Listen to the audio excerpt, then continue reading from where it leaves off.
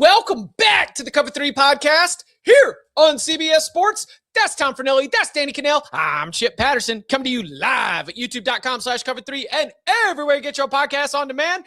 Thanks for hanging out. Smash that subscribe, smash that like, and come and join us in the chat, a.k.a. the Cover 3 tailgate, where there is an obligatory – oh, wait, go Beavs.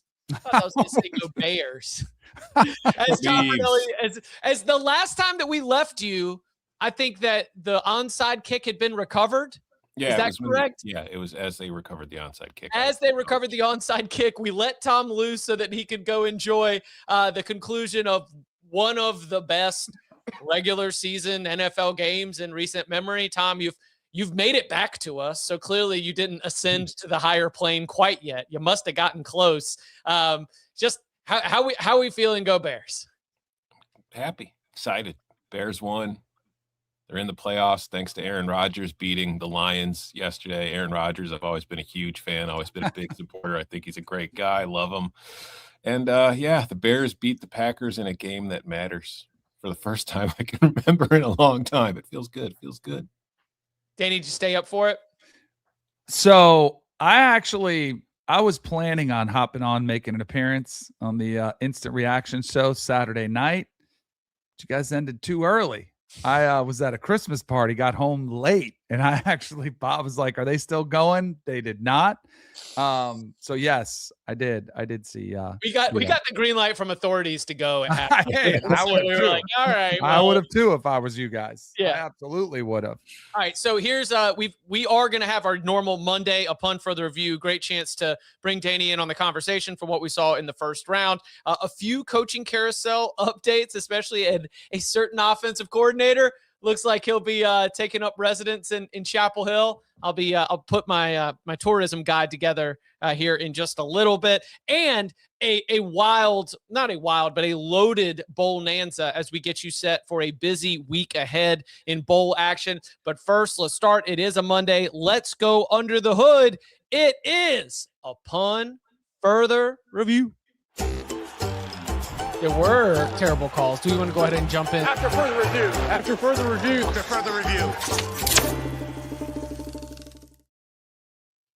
4 games, a couple blowouts, a low-scoring rock fight, a back and forth. DK, what continues to linger when you're coming out of the first round of the college football playoff? So I think similar to what you guys think and most of the country thinks. I don't know what I learned any differently from Ole Miss or Oregon. Both handled the opponents pretty easily. I think they probably didn't have to show everything. They didn't have to play every player. They took starters out. So I don't know how much I learned about them. And that's not really saying anything new. The other games I thought were really entertaining. I thought they were a ton of fun. I'll start with the Oklahoma-Alabama game because I found myself in some hot water with some Oklahoma fans by calling them an average conference opponent for the Alabama Crimson Tide. And I'm really kicking myself for picking Oklahoma in that game. And the thought process was, am I going to trust Ty Simpson in that Alabama offense to get out of the funk against that defense? Yeah. But the question that's been asked on here a lot is Oklahoma's defense as good as they were made out to be? And if you dug a little bit deeper and looked how they did against the better offenses, and even more specifically, the better quarterbacks, they were not actually the 85 Bears, like surprisingly. They actually did have some vulnerabilities. And I still think they're a good defense. But I do think, once again, when they were met with a good quarterback who finally stepped up and played like he had played the first 9 games of the season. And he didn't light him up, but most importantly, he did not turn the ball over, which is something Oklahoma has thrived on. I thought it wasn't that surprising. Now, coming back from the deficit, you thought it was over. Thankfully, I didn't send out any tweets like some people did and then deleted those tweets. I didn't know that till we were talking about it on the Instant Reaction. Oh, it was an epidemic. And then Hey, listen, the private chat over here for the Cover 3 podcast has the receipts. So those of you who listen to the show and deleted tweets or in-house stats, Cover 3 stats and research was taking notes. We can screen grab. We know how to screen grab. So I that's one thing. If I've learned anything in my 15 years as a broadcaster and as basically I consider myself a troll with a capital T. Maybe You? the trolls. You cannot say things until it is absolute certainty that the outcome is in hand. You just have to wait. I've been burned too many times by going early, like a lot of people did, saying Alabama didn't belong. You have to wait till it goes final. But the major takeaway for me from that one was I think a lot of people are going to be fooled by Alabama saying, oh, they must be a national title contender. They went through Oklahoma's defense and they're that good and they figured out all their issues. I don't know if they have. I still think Indiana's really good. It doesn't mean Alabama can't win that game. I just think a lot of people are going to get fooled by that performance in that one game, thinking Alabama's issues are fixed. And I still don't think they're fixed.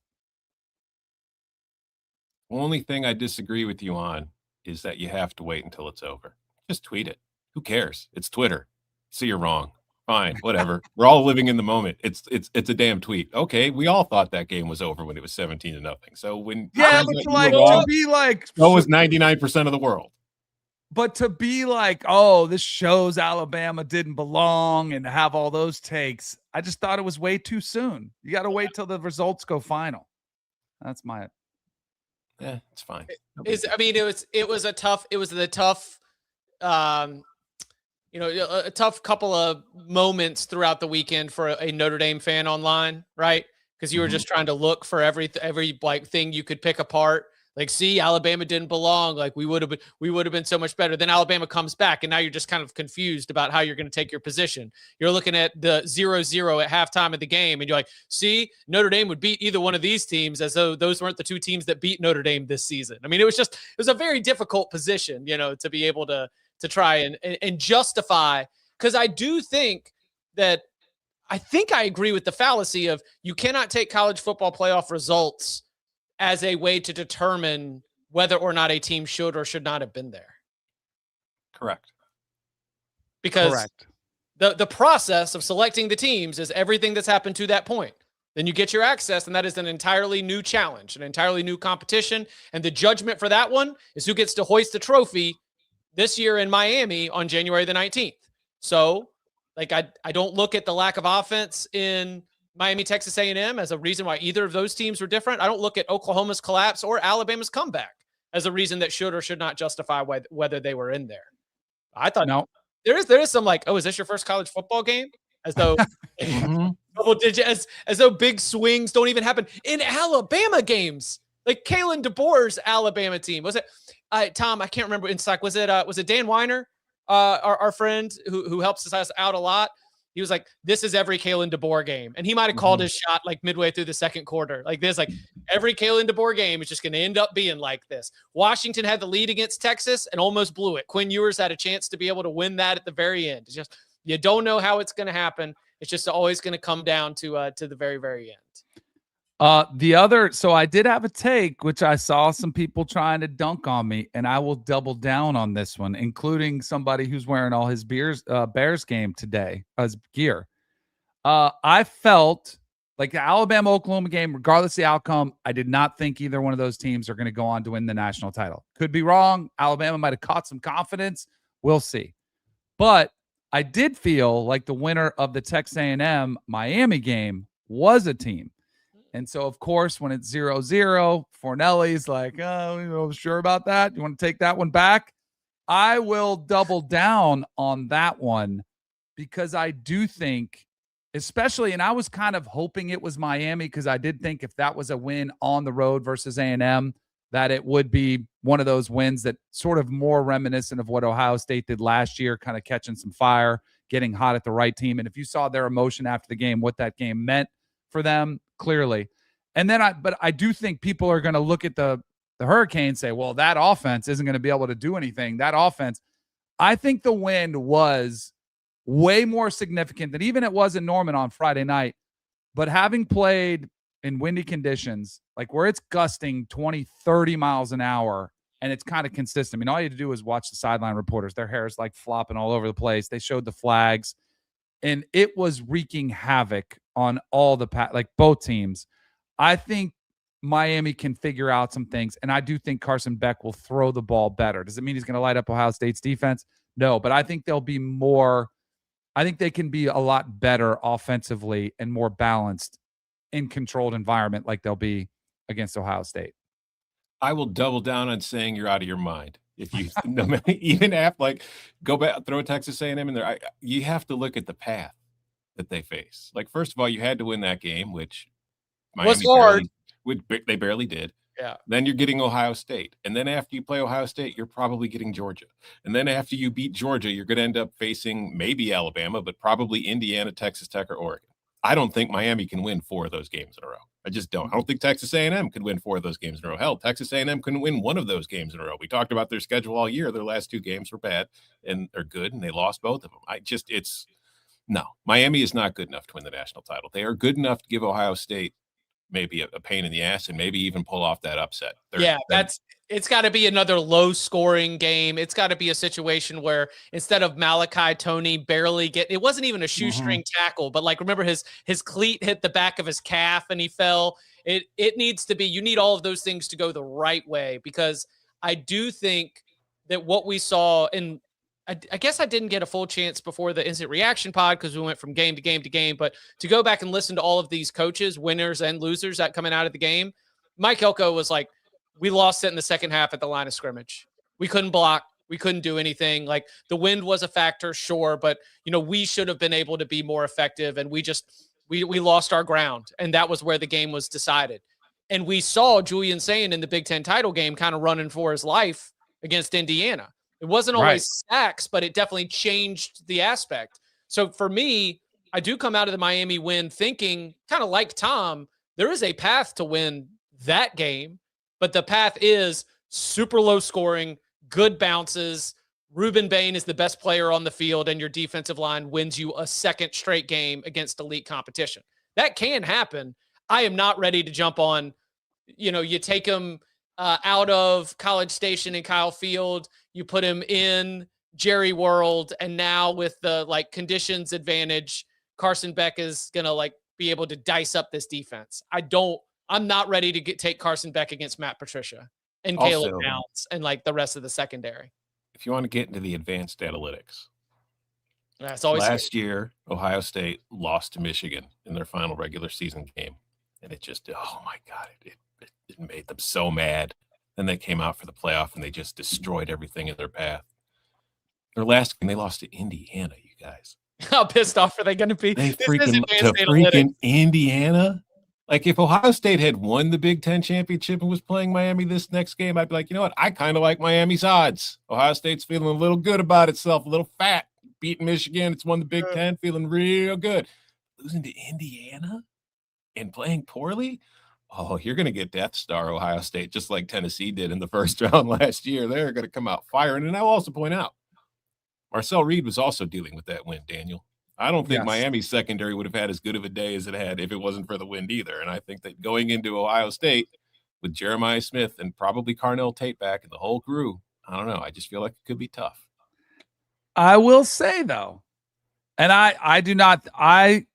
we'll do our locks. What, 1 week from today? We're doing our locks. One week from today, we'll be doing our college football playoff quarterfinal locks. That will be the Monday, December the 29th for our college football playoff locks. Yes. I will say, don't you think Texas A&M was probably a little bit irritated after losing to Texas in a rivalry game, who was really good, and they're playing at home?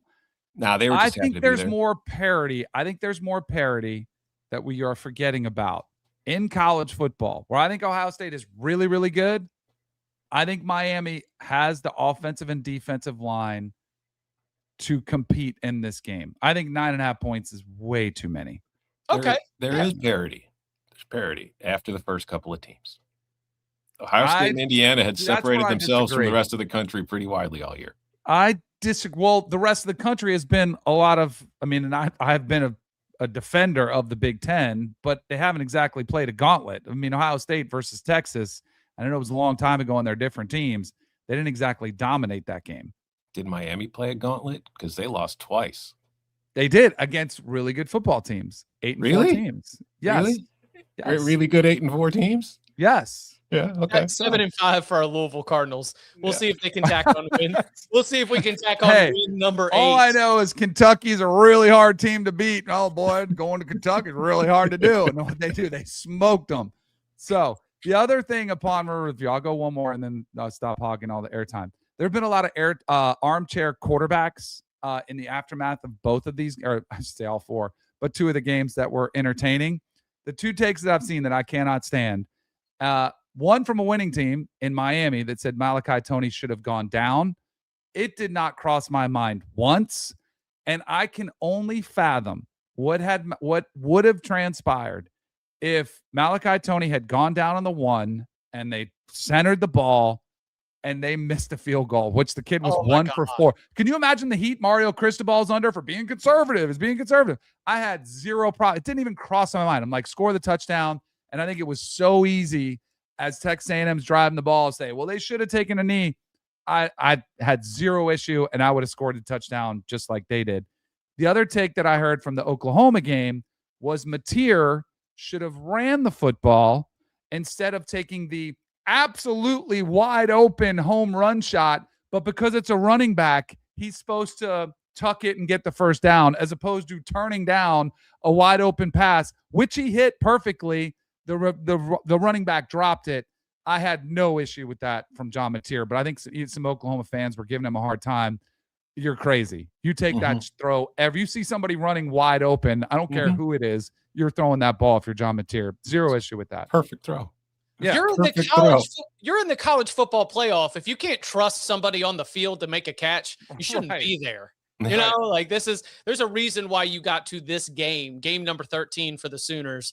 You make that throw because it's the play that needs to be made. Apologize to the Louisville Cardinals. You were 8-4. It was that 4-4 conference record that threw me off the scent. But yes, don't let Louisville out of the juggernaut that is the ACC. They're unstoppable. Let's get away from that league. We're about to find out. What is it, tomorrow or today? The Boca Bowl. Wait till they unleash on. Is it Toledo? I think I saw some Toledo players at the mall over the weekend doing some shopping. Well, you just saw some like 5'8" kids with some Letterman jackets. No, they were kind of big. I saw like 5. A couple of them must have been offensive linemen. They were all wearing their gear. Hey, their NIL money. Yeah, I was about to say we were talking TJ about Maxx. Meanwhile, Louisville was at Neiman Marcus. There are differences between Power 4 and Group of 5. Hey, most of those Toledo kids will probably be playing for Louisville now. Yeah, I know. That's it, because Toledo, we have discussed often, is one of the resource advantaged teams. You know, so thank goodness they're at TJ Maxx.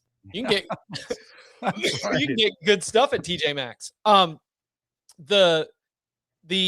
see, the second piece of this is Danny, the discourse. Are you digging out a corner here? You feel like you've got the perfect fix? Do you feel like what happened was an abomination for the sport of college football? I mean, was it just disgusting? I cannot believe that if the sport goes to hell, it went to hell on December 20th. That was the worst thing that could ever happen to the sport. There's no winner in this one. There's no winner in dunking on the Group of 5 teams. There's no winner in the Group of 5 teams saying, well, James Madison covered. You know, it showed they could stay on the field. Nobody looks good. It's the sports problem. It's an issue that needs to be addressed. And the only thing I would say that I feel like I was ahead of this is when it was only one Group of 5 team. I was trying to say, are we sure every year we should guarantee one team from the Group of 5? Sure, if they're worthy, if they meet a criteria, it's good. But I mean, if you and I do think you have a much stronger case if you say you don't want Group of 5 teams in there after the results. But I felt no matter what the results were, it's just something that needs to be addressed. Does it need to? No. Oh, you're saying does it need to be addressed? Yeah, like I just don't think the future of the sport hangs on. Oh no! Like if they don't switch it. Yeah. No, I don't think it's the end of the world. I just think it could get better. There will be one G5 team in next year, and we'll all be fine. Yeah. You're probably right. It's all. This was again. We talked about it a couple weeks ago. Like this is a black swan thing. Like the 1 in a million thing happens, and we all feel like we have to change everything because of the 1 in a million shot. And I don't think that's really necessary. Yeah. And also, like the idea of a G5 playoff, G5 schools don't even want that, let alone television networks. Yeah. And also, every single player on those teams will have opted out or entered the transfer portal before the playoffs even start. So you're just getting a bunch of bad bowl games. So you've already have those games. So there's no G5 playoff. I will say my upon further review along the lines of this discussion. Did James Madison really lose, or did it just run out of time? Because if you look at the second half of that game, boys, James Madison had scored 28 points and had 312 yards of offense, whereas Oregon was held to 17 and 154 yards. Like, if we play another quarter or two, are we talking about the greatest upset in college football history right now? I don't know. I don't think enough people are talking about it. That's good. This is the real burning question. I do think, so did you, obviously we went live before the final conclusion of the game. Oregon's players, we kind of joked live on the air. It's like, God, Dan's going to love this. He's just going to light into this defense. But it's an interesting way for Oregon to prepare now for taking on Texas Tech, because on one hand, was there something truly concerning about Oregon's defensive performance in this game? And if so, does that change the way that you look at the matchup against Texas Tech? Because before the college football playoff had started, a first read of a potential Texas Tech Oregon quarterfinal for me went like this. Texas Tech's defense is amazing. It's one of the best in the country. Oregon's defense is pretty good. But where Oregon might get the edge is they're better at quarterback and they're better at wide receiver, and that they are more like balanced and just better offensively. The Oregon statistical profile defensively is kind of top 10 in a lot of major categories across the board. Does Texas Tech's offense have a better chance to have success than we might have thought? Or was that the circumstances of a game that was just sort of like leveraged in a funky way based on the way it started? I don't think I'm truly concerned about Oregon's defense based upon that second half. I talked about it during the week. This is a team that has proven you can run against them. Because they've had, like, that has been one of their, I don't call it a weakness, but it's a weaker spot of their defense. We've seen teams with good run games move the ball on the ground against them. And James Madison, whatever the hell you want to say about him, like as far as their ability to compete and win this thing, they have a good run game between Barnett and Wayne Knight. That has been their bread and butter all year long. And they were able to do that on the Ducks to a reasonable, they averaged over 5 yards per carry. Like, it's not like they were getting stuffed all night. So I think if you're Oregon, like, this is a team that is in a weird spot in that defensively, they haven't been great all year. They've just been good. And offensively, they've been dealing with so many injuries that you really haven't. It's a lot of guys who haven't really played together. And then we're going to see next week, there's a very good chance, because Evan Stewart was not, he was listed as a game time decision for this game. There's a very good chance Evan Stewart comes back next week, which is, again, adding another player who doesn't have any reps with anybody so far this season into the mix. It's a weird jilted thing. So there is a part of me that wonders, because like they were cycling some backups in the second half. There was a part of me wondering if it's like, maybe we should keep the starters in there just to get reps together. You know what I worry about? What? All those injuries coming back, because I think Dan Lanning's going to take it out on his team. I think it's sort of one of those games like where you actually Iowa week when we said, what in the world are they doing in practice? But I do think I think a win like that can be really good for a coach, because you don't have to worry about getting cocky. You will be able to coach them up and say, how did you let up all those yards in the second half? That's not championship caliber. You can get angry. You can get irritated, coach them up pretty hard. And I think he will. Man, again, that's not us. Right, exactly. I just imagine. Man, like, that's why us right there. That's why I didn't take much out of the second half. I think it's human nature to start getting more conservative with your calls on defense. It's just you start kind of going through the motions. JMU's playing for respect. It's just I didn't take much out of it at all. And JMU had a good offensive game plan. Even from the jump, they were able to move the football effectively, which is so crazy that a team that won 12 games might have good coaching. I know. That's weird. Who would have thunk that they might be able to get out there? They just couldn't get any stops, because that was physics. That was not football. You draw up whatever you want to draw up. Will Stein and the Ducks had an answer with speed, athleticism, and talent. So and Texas Tech will get stops. Yeah, Texas Tech is going to do worlds better in terms of slowing down, or because I saw a comment in the tailgate, does the defense even matter if the offenses are so good? I think Texas Tech's defense. Ooh, how about this one? Texas Tech's defense, is it the best defense that Oregon has played? Yeah, probably. Line. Probably, but I also think it's Texas Tech's best offense they have faced. I would also agree with that. They have not faced a Dante Moore. Indiana would be the only other team that you'd consider defensively that Oregon's modeled. Yeah, and I think that Texas Tech's defensive line is better than Indiana's. I mean, yeah, it's just a fun game, an absolute. That's the one where I think college football fans in general are super excited and maybe not all that confident, right? There's just a lot of things, a lot of good going into the matchup, and we'll just see how it all breaks down. Anything else from that we want to get out here upon further review before we hit a break? News items and then get the folks set for Bowlnanza. Upon further review, the Packers are frauds, and I can't wait to beat them again in the playoffs. Are they going to make the playoffs? Who knows? Maybe they might fall out. We'll see. Anything else, DK? No. Good. Coming up on the other side, a quick update from the coaching carousel. Some assistant coaching movement to note. Transfer portal buzz and Bowlnanza and more. Next. This isn't just combat. It's cinema. Ready or not, here I come. Let's go! Are you not entertained? The new home of UFC, Paramount Plus. Back here on the Cover 3 podcast. Actually, let's play the music. Let's jump on that coaching carousel.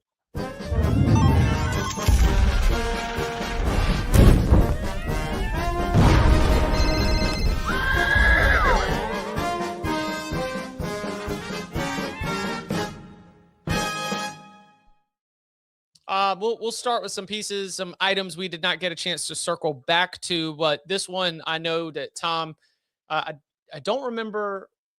Well, Tom, you've got a good view on this. So the Pat Fitzgerald Michigan State staff is starting to come together. What's your read on the moves that he's making as we've got Fitz back in coaching and trying to help a Michigan State program that's sort of been sliding off the tracks a little bit? I mean, I think getting LeVar Woods from Iowa is a huge deal. Like, LeVar Woods has been the special teams coordinator at Iowa for a very long time. What is Iowa very good at? Be special teams. Yeah, and I wrote about it, and I included a chart in there, and I don't have the numbers in front of me right now, but essentially since 2016, which is as far back as True Media's EPA stats go, Iowa's special teams EPA is about 100 points better than second place and about 150 points better than third. Like, they have dominated teams in that area. So bringing him in, giving him the assistant head coach title, which is also because he wants to be a head coach one day, and I think that helps him get that. And it's, maybe a few years from now, Kirk Ferentz steps down. LeVar's had some time elsewhere. He can come back and he can be the next head coach at Iowa. But I just think that for Michigan State, like, you look at it and you think of like how Pat Fitzgerald played at Northwestern, and you think that they're a very similar team, except if you look at that same EPA stat for Northwestern under Fitz, it wasn't very good. They were very much middle of the road. And the reason is, what you put on your special teams units? The backups? Your athletes. Oh, okay. And Northwestern never had any of athletes.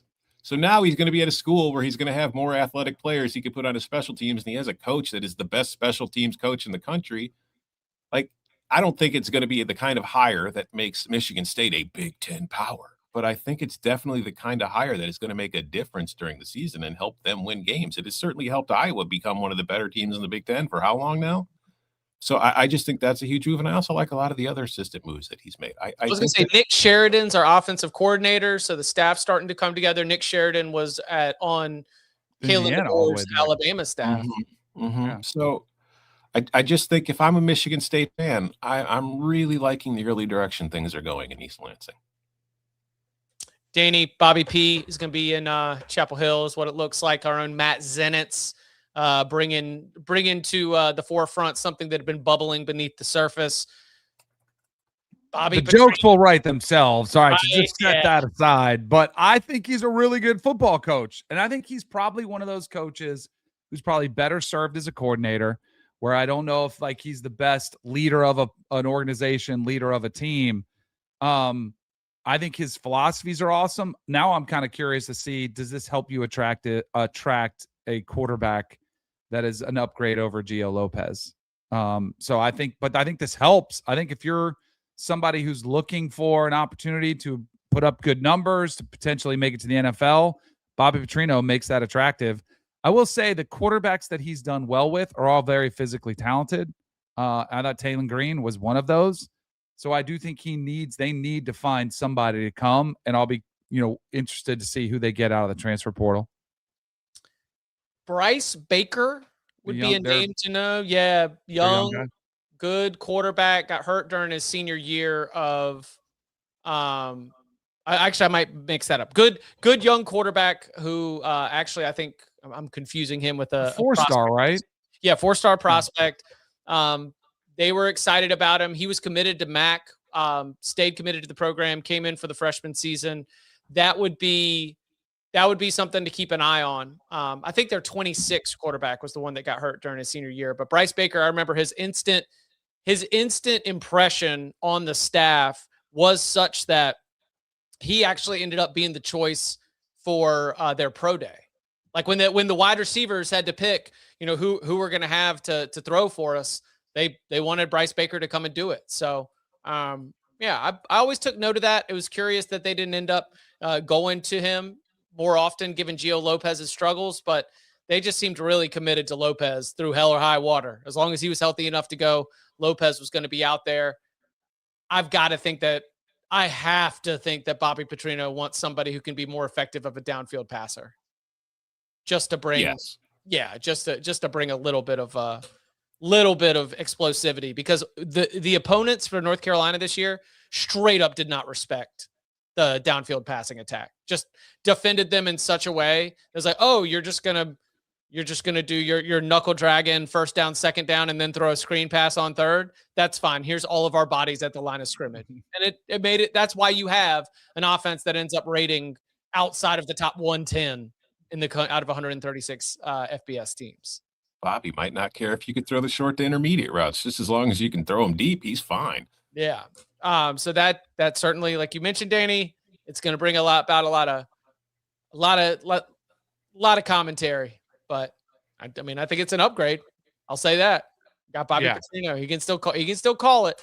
We'll see what the Tar Heels do as they've got a lot of work to do from a personnel perspective, and they'll be facing a schedule that is about to get significantly tougher in 2026 in terms of its conference schedule, cycling on a lot of the teams that they avoided during 2025. Any other assistant carousel notes? Not that I have notes on, no. Okay. Yeah. All right. Bowlnanza. Coming up on the other side, we get you set for everything from the Potato Bowl here on Monday all the way to the Texas Bowl on Saturday. Storylines, things to watch, leans, and more. Next. When you need your sports news all the time, we've got breaking news to bring to you. CBS Sports HQ gives you a snapshot of all the sports that matter to you. When you need your sports in a snap, find it on CBS Sports HQ, streaming free anywhere you are. Back here on the Cover 3 podcast, always a thank you to Ryan for hanging out. He is here with us live often. Pete Kwiatkowski fired as defensive coordinator at Texas. Oh, yeah. Oh, you guys haven't hit on the Muschamp? And Will Muschamp is hired. We've not brought it in. I mean, I think Sark finally realized what the problem on his team was and made the decision. He had to fix the defense.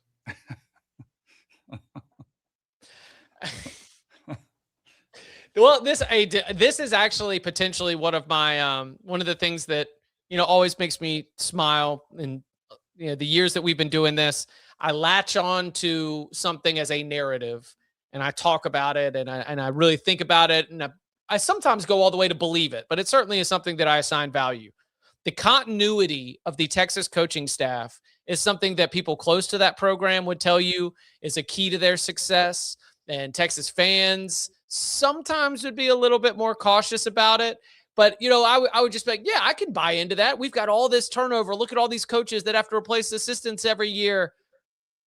I wonder if that did end up being not as much of a positive as a negative, and that the loyalty to some of those assistants now has become a criticism, and that the dismissal of Pete Kwiatkowski might be the sort of beginning of realizing that things have gotten a little stale and that some new blood, new ideas, different voices might actually be something to help Texas.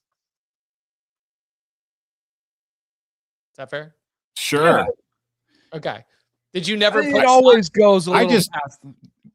You got to remember, this is a relational business with the coach. I know it's transactional, but I do think there's relationships. I think we always assume if you're winning and you're close, things are great. I don't think this is a major red flag. I think it's a pretty good hire for Texas. No, And it doesn't, it's not a diss on Pete Kwiatkowski. I just think Will Muschamp's a really good coach. Yeah, I just found it entertaining that the thing that they said was one of the greatest strengths might have also been something that needed to change for Texas to take the next step. Like, it's great that you've had the exact same staff for 5 straight seasons. We are the only power conference program to hold this coaching staff together, all the way through. And now it's like, yeah, well, maybe we need to mix things up a little bit. And Texas fans might even say that you should look at Kyle Flood, the offensive coordinator, and that there's still a little bit of, protecting your guy going on there based on the way that the offense went this year with Arch. But Will Muschamp is, he's a dog, Can't wait to see him screaming at people some more. I love Muschamps. There needs to be like just a Muschamp cam during every Texas game, during any game he's ever at. You need to have a camera on him at all times and just have it in the bottom right corner next to the scoreboard. He's hilarious. All right.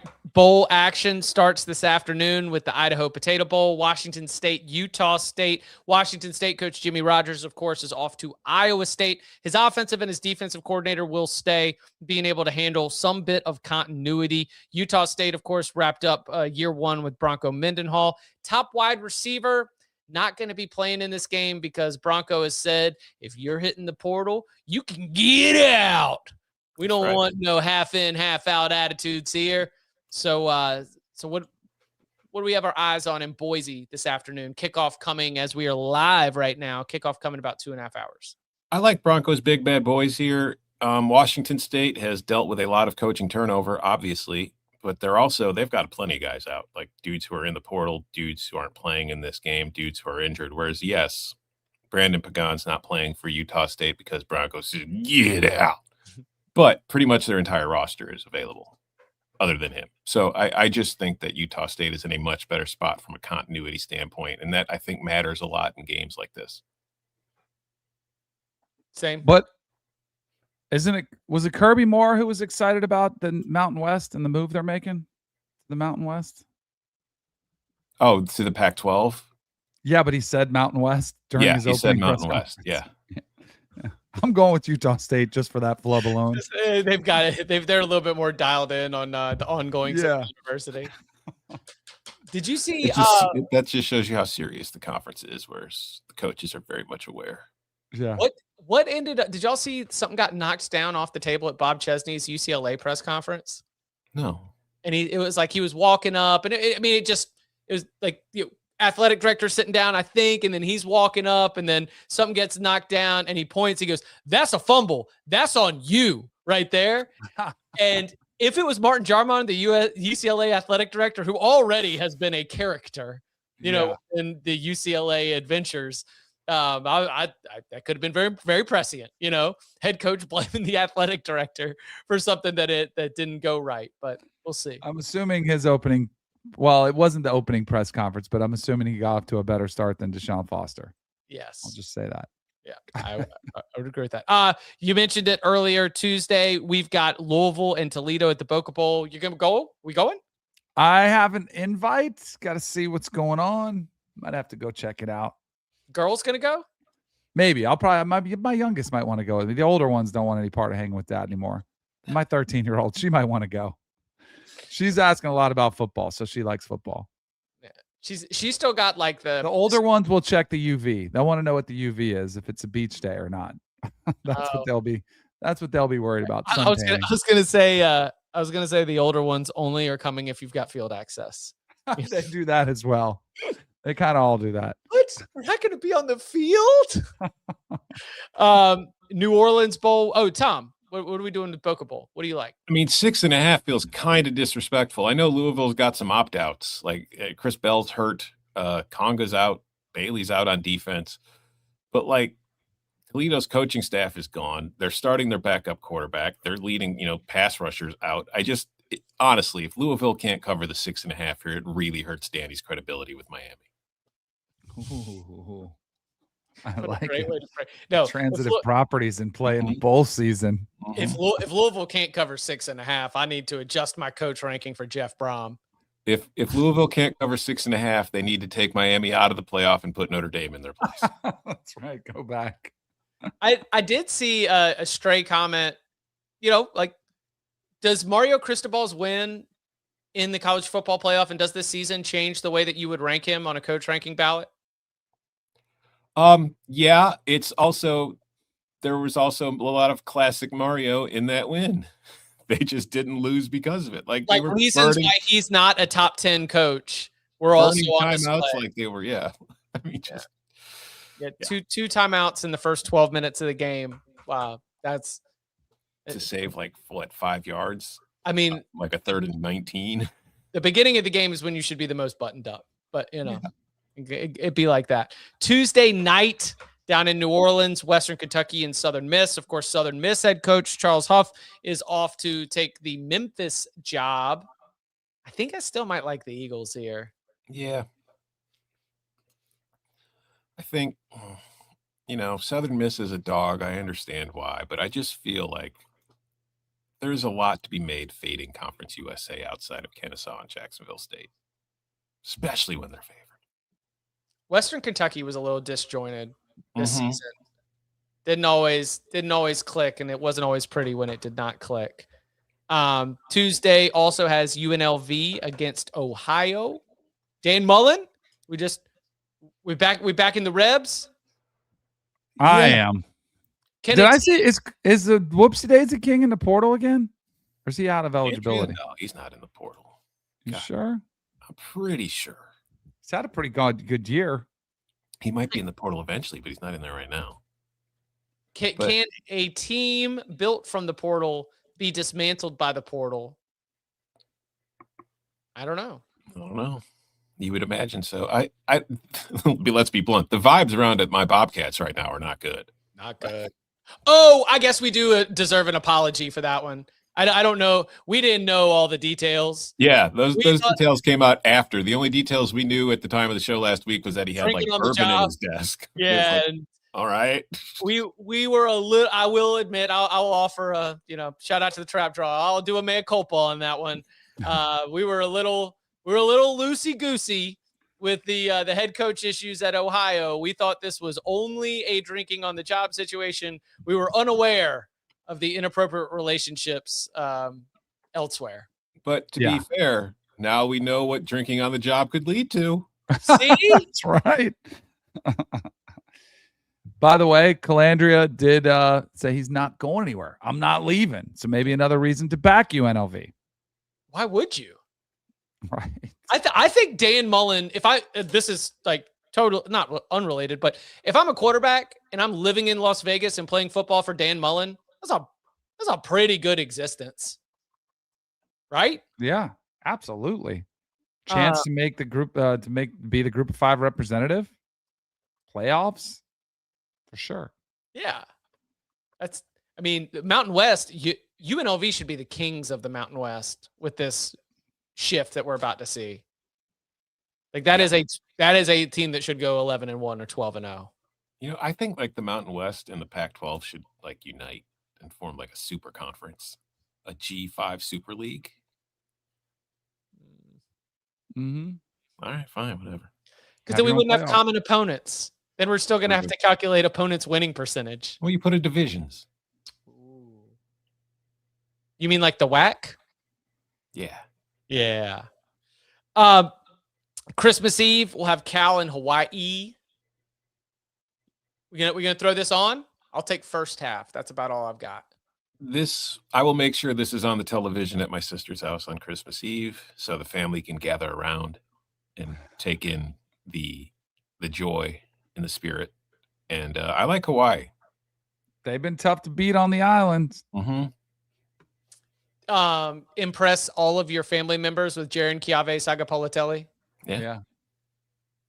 Pronunciations on lock. And even more so, tell him he's coming back. Mm-hmm. Which I didn't know until you guys told me. It's awesome. Listen, I understand the Ducks defense. Yeah, they kind of fell apart down the stretch, but that's just because Tosh is just doing so much to get Cal ready. Calgorithm. Cover 3 is here for you. We're in 26. This is a Cal football podcast. Start next season till you burn us. All right. So then nothing from Tom. Nothing on Thursday. That would, of course, be a Merry Christmas to all of you. Then back on the 26th. This is when things get really, really busy. So Friday, the 26th, we start with the Game Above Sports Bowl. That is in Detroit, Northwestern against Central Michigan, Minnesota against New Mexico in the Rate Bowl. And then Friday night, we've got UTSA against FIU in the First Responders Bowl. Danny, which of those three really stand out to you? I'll go with FIU. Coach Simmons down there. I just was talking about him, the job he's done coming from Florida A&M. I met him a few times in Tallahassee talking up there. They've been to their first bowl, I think, since 2019. He's had a phenomenal job since he's been there. I think this is a good opportunity for him against Jeff Traylor's squad to kind of get, one more step forward, although I don't think it's going to be easy for them as a 6-point underdog. But I kind of like FIU here.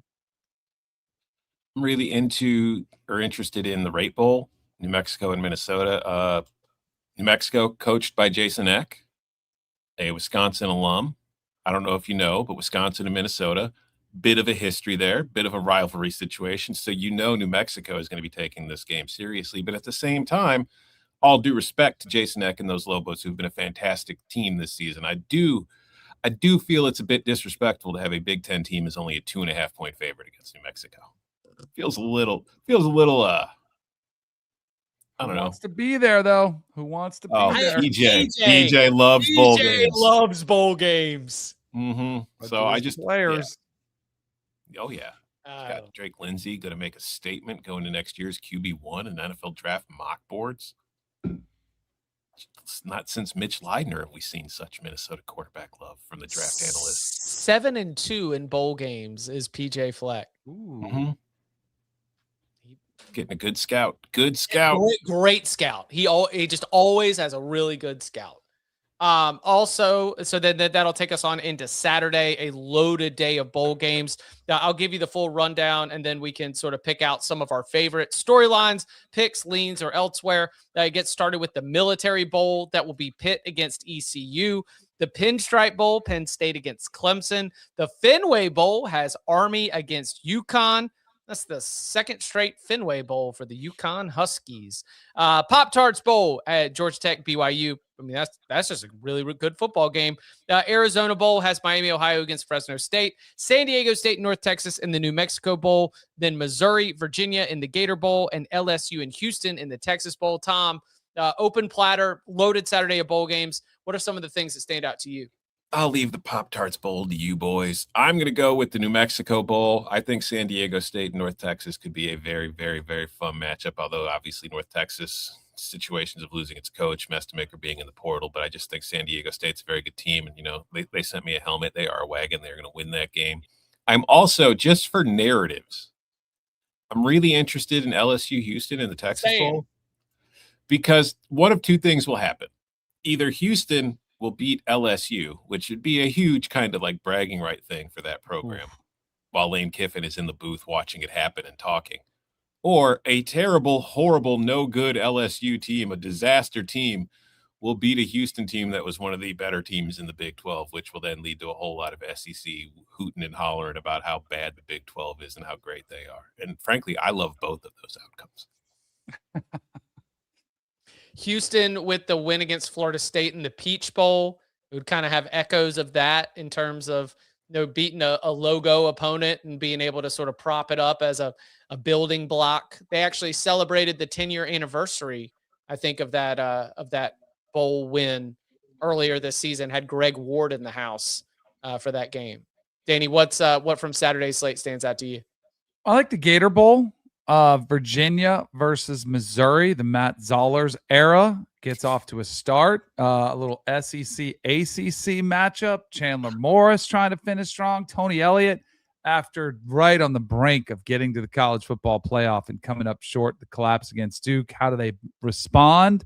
Ahmad Hardy, assuming he's playing, that'll be a tough task for them to bring him down. I think it's a fun game. I think it's a very, very fun game. Eli was quick with that tweet, boy. I mean, it was like within 10 minutes of the news that dropped. So Drew Pribula is going to Virginia Tech, right?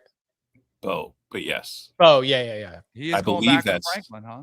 Yeah. No, I'm not saying that's not a reporting. Like that's hey, so Well, like we can't know. Yeah, I mean that doesn't open until the second. Clearly, he doesn't know where he's going. That's the scuttlebutt. Yeah. Mm. James Franklin and Bo Pribula are about to win the ACC. Reunited. How about that Pinstripe Bowl? Yeah, it's a good Just two miserable teams freezing. No, playing for pride. These are culture programs. Yeah, no, that's why Clemson's going to win this thing. You know? Yeah. Terry Smith is coaching as the interim coach. The players love Terry Smith. They want to go out and impress Matt Campbell. Last audition. But a lot of Clemson, for the first time, though, Clemson players, a lot of opt-outs for Clemson along the defense. You got to wonder about the culture there. Oh. What is it that Lou Gehrig said? Today I consider myself the luckiest man on the face of the earth. Well, today the Clemson Tigers are the luckiest team on the face of the earth. It's a good day to be a Clemson Tiger. As he's accepting the Pinstripe Bowl trophy. Yeah, no, Dabo's going to make this thing like the national championship. I cannot wait. Because do you remember when he beat Florida State? Well, anytime that you can beat the Noles, it's a good day. You know, like no mention of the current state of Florida State or the current state of Clemson. I think Dabo's going to do a great job of reframing that one. And my Pop-Tarts Bowl intrigue is not like Pop-Tart related at all. You know, I'm counting on Brent Key. I'm counting on Kalani Sitake. I'm counting on sort of the fabric of these two teams to both be fired up for it. Got word this morning from Mike Flynn. Excellent resource from within the Georgia Tech athletic department. They've sold out all their bowl tickets. Georgia Tech fans they're excited. You know, they'll be there. And BYU fans, as we've seen that the Big 12 championship and elsewhere, they can travel. I think it'll be really, really fun. This game could be the Pinstripe Bowl. This game could be the New Mexico Bowl. This game could be the Boise, Idaho Potato Bowl. I think that I would count on the coaches, the quarterbacks, and the teams to be able to go out there and give us some really good, healthy competition. So I'm fired up for that one for sure. A game to keep an eye on from a gambling perspective, the Fenway Bowl, UConn, Army. You might see that spread and be like, man, Army minus 8.5. You're asking a lot of an option team against a UConn team that was pretty good. Well, obviously, Jim Moore is gone, so that impacts UConn. But the other thing to consider is the current forecast for that game is calling for temperatures in the mid-20s. How excited are you to stop an option rushing attack when it's 25 degrees outside? How interested will you be in A, getting in front of the blockers to cut a blocker, and then also B, get in there and make that tackle? Probably not very. So you might want to consider some Army overs in that game. Ooh, hold on. Let me write that down on the notepad. I just like Army. Yeah, just lay it. Yeah. And we mentioned that on our whole Pro Bowl pregame preview show that we did where we picked them all, Chip. When we did 40 bowl pick preview videos. Yes. The day after they were all announced. Yes. Without knowing who's playing in any of them and what coaches are coming or going. Yeah, I remember those. But the one common theme that I had across them all is I trust our troops because they want to be there. What they start, they finish. Put me and Danny in a 2.5 hour shoot. By the end of it, we are just like, are you kidding? They opt in. They don't opt out. They opt in every day to serve in America. The United States Army's first battle was in Boston, and this one will be too. Yes. Also, talking about the tackling in the cold, that makes me remember last year's American Athletic Conference Championship game when Tulane went up, a better Tulane defense than this year's Tulane defense, went up to play Army, and we were watching in Indianapolis, and it just looked like it was not fun to tackle at all whatsoever. So I could see something along those lines as well. Okay. Again, loaded week of bowl games. After that gets rounded up, we will be back here on Monday, December 29th for our college football playoff quarterfinal locks. That's right, our best bets against the spread, continuing the competition for the Cash App Trophy, that as we get you set with what you should be paying attention to for all 4 of the college football playoff quarterfinal matchups. Our thanks to all of you for a wonderful, wonderful week. I hope you enjoy the holidays as well. And you can follow him on Twitter at Tom Fornelli. You can follow him at Danny Kanell. You can follow me at Chip_Patterson. Gentlemen, thank you very much. FTP. See ya.